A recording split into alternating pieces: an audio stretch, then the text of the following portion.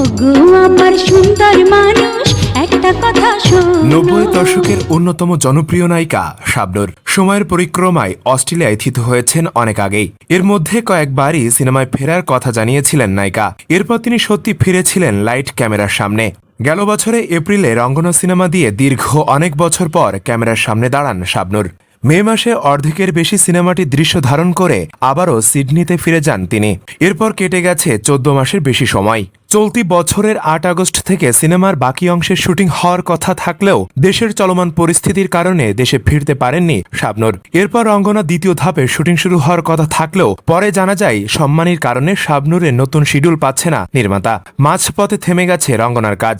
এর আগে শাবনূর জানিয়েছিলেন নির্মাতা তার সঙ্গে নাকি কথা দিয়ে কথা রাখেননি। সব মিলিয়ে এমন রটনা রটে সিনেমা থেকে সরে দাঁড়িয়েছেন তিনি। তবে শাবনূর তার ভক্তদের আশ্বস্ত করে সামাজিক যোগাযোগ মাধ্যমে জানান তিনি সিনেমাটির কাজ করছেন।